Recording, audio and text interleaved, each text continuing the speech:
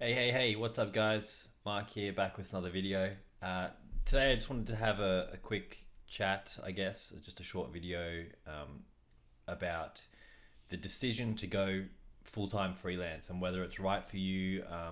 I get a lot of questions from people that do ask me about going freelance. Is it worth it? Should I go freelance? What do I need to do before I do it, and all that kind of thing. And they ask me for advice. Don't know why you ask me. I'm not certainly not a amazing freelancer myself, but look, I've made a lot of failures and mistakes and stuff, and there's a lot of things that I consider before making a decision like that. So I just thought I'll make a quick video and I'll just list off a few of the things that I've done that haven't worked, and also what sort of things you should consider before you make the decision to go full-time freelance. Just before I start as well, really quick shameless self promotion. Last night I actually restarted my email newsletter because I hadn't used it in ages, so I took everyone off the list and just started fresh again. So I'll put a link in the description if you want to sign up. I'll just use it to let people know when I've got new YouTube videos out, new designs that, like new fonts and stuff like that. And anyone who signs up gets automatically emailed a download link to get my font Mahalo, which I designed when I was on holiday in Hawaii for a few weeks. That's my best-selling font on Creative Market, and you can download it for free as well, just as a little thank you. Anyway, enough of that. So yeah, links in the description.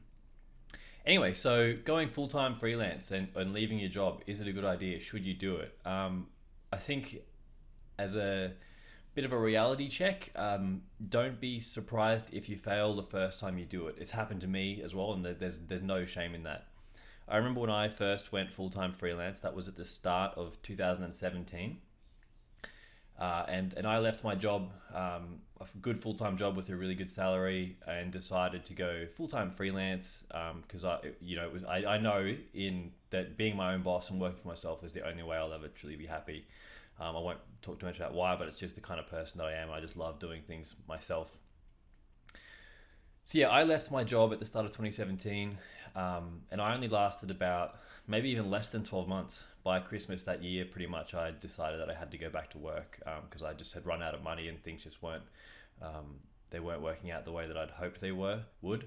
Um, I had a fiance, and she's now my wife, by the way. So, and I also owned a home. I still own a home as well. So I had a mortgage to pay and stuff like that. So, in that same year, in August of that year, we actually got married. So we paid for our wedding in cash and stuff like that, like through savings, because I didn't want to take a debt. I only really borrow money for my house, and occasionally I'd get a loan for a car, but that's it. I try to save up for anything else that I buy. Um, so yeah, throughout that year, it was super, super tough. We invested tens of thousands of dollars in our wedding and stuff like that, and it pretty much destroyed our savings. And then the last few months of the year were pretty tough, and I had to make a decision. And I went back to work, and that really sucked. It hurt my dignity a lot, but at the end of the day, the more people I talk to, the more people the more I realize it's actually very, very common, and a lot of people do it. So I guess one of the first things I would say is don't be, shocked if it doesn't quite work out the first time, and it's not the end of the world. I don't remember who said this to me, or where I read this quote, but someone said once, if you decide to leave now and go full-time freelance, or pursue your business or whatever it is, how hard is it to get back to where you were beforehand? Like, if you've left a job, how hard is it going to be? If you change your mind, how hard is it going to be to get a similar job again, or maybe even go back to the same job? I actually went back to the same place, which was really, really fortunate, because when I was at that job, I worked my butt off every day, and I made sure I stayed on really, really good terms with everyone, and I didn't, burn any bridges or do anything silly like that. I was really upfront and honest in the last few months that I worked there, and said, yeah, look, I think I'm going to go full-time freelance in the next few months. I'll help you recruit someone to take over for me, train them up, all that kind of stuff. So I kept really, really good terms, and that paid off massively for me in the end. I was able to cruise straight back into a full-time job, because my old boss said, oh, well, if it doesn't work out, just let me know, and I might be able to get you a job back here or whatever, stuff like that. So it always pays to not burn your bridges and still work hard, even if you hate the job you're in. So that's another bit of advice there. Another thing is, consider whether you could just go casual or part-time. Like, if you're working full-time, why do you have to jump straight to full-time freelance? Is there maybe a part-time job, or can you maybe change your current role to be part-time and just do less hours? Just cut it down slowly to 4 days a week, and you have one day every single week to just focus entirely on your business, plus weekends, obviously. and then cut it down to 3 days, then 2 days, and before you jump ship. I know not everyone has that privilege, and it can be harder to get part-time jobs and stuff like that. Don't get me wrong, but I think a lot of people just love the idea of full-time freelance and working for themselves, but aren't quite sure what to expect. So they think it's kind of like an all or nothing. You leave the job and you go full-time freelance, but there is a really, really good middle ground there.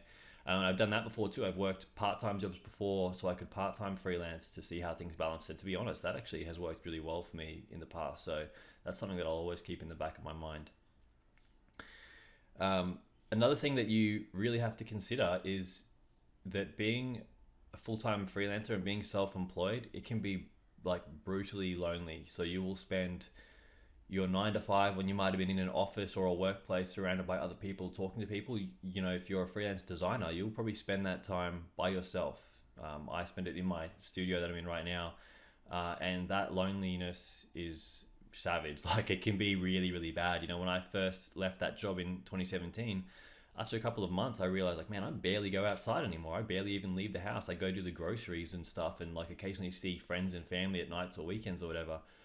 And I realized I was losing social skills. Like, it was becoming harder for me to look people in the eye when I went out in public and stuff like that. And I was like, oh, this is really concerning. So you really have to think about your mental health and think about what you can do to offset that. So for me, what I did was I made a habit of going out every single day somewhere to do something. Sometimes I would just go out to the grocery store, the supermarket, just to buy a handful of items, just a really, really small shop, purely for the sake of getting outside and just interacting with another human being and walking around the shops and stuff like that. You'd be surprised what that does as well. Like, you can be feeling really tired and stuff like that, even if you've had a lot of caffeine and stuff like that. And it's really just a lack of social stimulation. And you go out for 5 minutes to go to the local shop, get some stuff, come home, and suddenly you're like wide awake because you've had some interaction, and it really does good things for your mental health. So think about that. And then other days I would make sure that, like, I would talk to people when I was at the gym. I would talk to the staff that work there when I go to the gym in the morning, just ask how their day's going, just get little bits of contact where you can. And that really, really helps. So something to keep in mind. So the next thing is by far the most obvious one is, can you afford it? Like, how many clients have you got? How much income is, your business generating? How much cash have you got stashed away and stuff like that? If you're a student, or if you're like living at home with your parents or something, man, that's the perfect time to think about going full-time freelance. That's like, you've got the fallback of still living at home. Like, you might be poor and not have much money, but man, that's nothing compared to the stresses of, like, if you can't pay your mortgage and stuff like that, and you've got a bank breathing down your neck wondering where the money's coming, that sort of thing. It's really, really hard it's really, really hard to pay the bills and stuff like that. So one thing that I do when I'm deciding is, rather than just, I know a lot of people kind of pile up cash in the bank ready, like a retainer, I guess retainers, I don't know. Anyway, but people put cash in the bank as a bit of a safety net ready, so that when they go full-time self-employed, that there's cash there. One thing I like to do is actually just use the money to pay out all my bills in advance. So, like, if I know that my phone bill is $100 a month, so I'll just purposely, before I quit, put $600 on the account, and then I know I don't have to worry about a bill coming in for 6 months for my phone. And then I'll do the same thing for the internet, same thing for the electricity, just all these different things. And then I just know that mentally I don't have to stress out too much about money coming in. I've got 6 months to pull some cash up in the bank, and then I can just focus on doing the work. And I know that it might not make that much sense compared to just having the cash, but I feel like when I leave work and I have a bunch of money sitting there, it really just takes the edge off, and I'm like, oh, that's right, there's plenty of money in the bank, money's coming out constantly, it doesn't matter, I'll be all right. But at least if I pay my bills in advance, I get to really just look at the account and see how much it's actually increasing. Like, is money actually coming in or not? I don't know, that's just something that works for me. So yeah, that's another thing to consider. And I guess one of the last things that I would say is, make sure that your business practices and your terms and contracts and stuff are fully watertight before you quit. Because, if you have a full-time job and stuff like that, and a project doesn't work out with a client, or you don't get paid or whatever, look, it's not the end of the world. Like, you're out of pocket a few $100. Oh, well, lesson learned, stuff like that. When you have no money in the bank and you are relying on the money coming in from the clients, it's a totally different ballgame. That stuff affects you way worse. You really have to make sure that you are 110% upfront with all your clients. Make sure they sign off on all your terms, all that sort of stuff. Make sure they know deposits aren't refundable. All these things that have to be, that have to be taken care of. You really, really need to make sure that you've got that stuff in place. So That's come back to bite me before in the past as well, when I was just too excited to go full-time freelance, or a project would come up and I would just be like, yeah, I really want to do that. And I would just jump straight into it. And I didn't take the time to run through terms and conditions and contracts and stuff like that. And, it's come back to bite me pretty badly before too. So yeah, I think I'm about 10 minutes already. So I'm obviously rambling away too much, but those are just the first, 4 or 5 things that, come to mind. And if you guys have any other questions and stuff like that, please just leave a comment or send me a message on Instagram. That's obviously where I'm the most active, or even just reply to my email from my email list if you subscribe. And I hope you guys have been well, and have a good weekend and all that good stuff. And I'll see you in the next video.